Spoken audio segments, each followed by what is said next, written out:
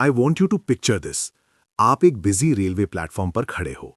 दूर से एक भारी भरकम लोकोमोटिव इंजन आपकी तरफ आ रहा है। जैसे ही वो आपके सामने से गुजरता है, जमीन थोड़ी थरथराती है, हवा का एक तेज झोंका आता है और आपको वो आइकॉनिक क्लैक क्लैक साउंड सुनाई देती है। अब ट्रेन के निकलने के बाद एक बार नीचे उन ट्रैक्स की तरफ देखो।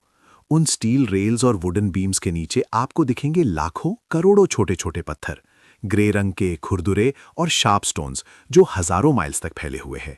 चाहे आप इंडिया में हो, यूके में या यूएसए में, ये नज़ारा हर जगह सेम है।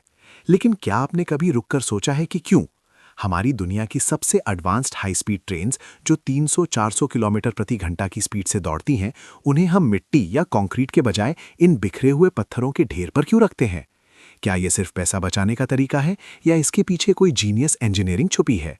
But here's the surprising truth, ये कोई आम पत्थर नहीं है, बल्कि एक सदियों पुरानी टेक्नोलॉजी का हिस्सा है जो आज भी ट्रेन को डीरेल होने से बचाती है।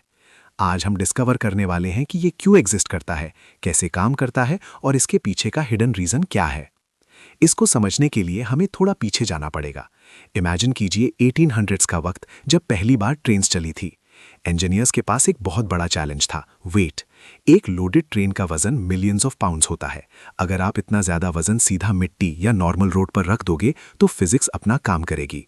इंटेंस प्रेशर की वजह से मिट्टी दब जाएगी, ट्रैक्स टेढ़े मेढ़े हो जाएंगे और ट्रेन पलट जाएगी।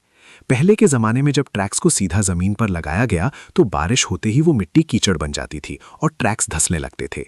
इस प्रॉब्लम को सॉल्व करने के लिए इंजीनियर्स ने नेचर से एक सोल्यूशन ढूंढा, जिसे हम आज ट्रैक बैलिस्ट कहते हैं। Point number 1, the layer cake analogy. इसको समझने के लिए रेलवे ट्रैक को एक लेयर केक की तरह देखो। सबसे ऊपर होते हैं स्टील रेल्स जिन पर ट्रेन चलती है। उनके नीचे होते हैं हॉरिजॉन्टल बीम्स जिन्हें हम स्लीपर्स या टाइज कहते हैं, और उन स्लीपर्स के नीचे होती है बैलिस्ट यानी हमारे ये स्टोन्स। इन पत्थरों का सबसे पहला काम है वेट डिस्ट्रीब्यूशन। जब एक भारी ट्रेन रेल के ऊपर से गुजरती है तो सारा वजन स्लीपर्स पर आता है। बैलिस्ट क्या करता है, वो उस पूरे प्रेशर को एब्जॉर्ब करके एक बहुत बड़े एरिया में फैला देता है। इससे ग्राउंड पर पड़ने वाला लोड कम हो जाता है और जमीन धंसने से बच जाती है। लेकिन यहाँ एक माइंड ब्लोइंग ट्विस्ट है। ये ट्रैक जमीन से बोल्टे या फिक्स नहीं होते, ये स्टोन्स के ऊपर फ्लोट कर रहे होते हैं। ये फ्लेक्सिबिलिटी ट्रेन के वाइब्रेशंस को एब्जॉर्ब करती है, वरना रिजिड कंक्रीट ट्रैक्स टेंशन में टूट सकते हैं। बट यहाँ स्टोरी इंटरेस्टिंग हो जाती है। आपने नोटिस किया होगा कि ये पत्थर हमेशा शार्प और जैगेड होते हैं। कभी सोचा है क्यों? Why don't we use smooth river stones? Imagine कीजिए आप एक ऐसे कमरे में हैं जहां जमीन पर लाखों कांच की गोलियां यानी मार्बल्स बिखरी हुई हैं। अगर आप उन पर चलने की कोशिश करेंगे तो क्या होगा? आप स्लिप हो जाएंगे, क्योंकि गोल पत्थर एक दूसरे के ऊपर रोल करते हैं। अगर हम रेलवे ट्रैक के नीचे गोल पत्थर डालेंगे तो ट्रेन के वाइब्रेशन से वो पत्थर बाहर निकल जाएंगे और ट्रैक बिखर जाएगा। इसलिए इंजीनियर्स यूज करते हैं क्रश्ड ग्रेनाइट या क्वार्टसाइट।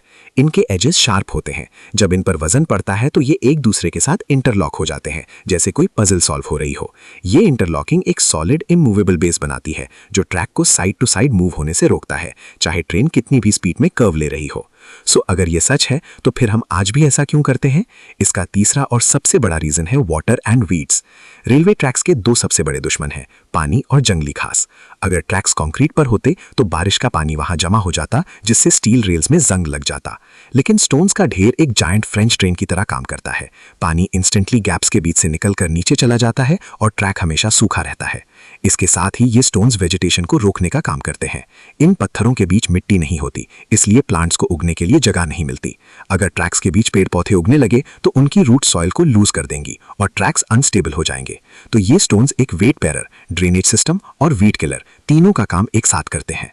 अब आते हैं इसके सबसे सरप्राइजिंग डिटेल पर। क्या आपने कभी सोचा है कि इसे बैलिस्ट क्यों कहते हैं? ये वर्ड ट्रेन से नहीं बल्कि समुद्र से आया है। सदियों पहले जब पुराने वुडन शिप्स बिना कार्गो के सफर करते थे तो वो बहुत हल्के होते थे और लहरों में डूबने का खतरा रहता है।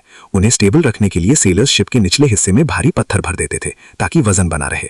इस वजन को बैलिस्ट कहा जाता था। जब ये शिप्स पोर्ट कर पहुंचे और उन्हें अपना असली सामान लोड करना होता तो वो उन फालतू पत्थरों को वहीं किनारे पर फेंक देते थे। जब शुरुआती रेलवे इंजीनियर्स ट्रैक्स बना रहे थे, उन्होंने देखा कि ये डिस्कार्डेड शिप स्टोन्स सस्ते भी हैं और हैवी भी हैं। उन्होंने वही स्टोन्स ट्रैक्स के नीचे यूज करना शुरू किया और नाम पड़ गया रेलवे बैलिस्ट। तो अगली बार जब आप ट्रेन का वेट कर रहे हो और उन ग्रे पत्थरों को देखो तो याद रखना कि वो सिर्फ कचरा नहीं है, वो एक सेल्फ ड्रेनिंग, वीड फाइटिंग और वेट बेयरिंग इंजीनियरिंग मार्वल है जो पिछले 200 साल से दुनिया को रफ्तार दे रहे हैं। Simple things but truly surprising histories. अगर ये फैक्ट तुम्हें सरप्राइजिंग लगा तो लाइक करो और सब्सक्राइब करो और भी ऐसी हिडन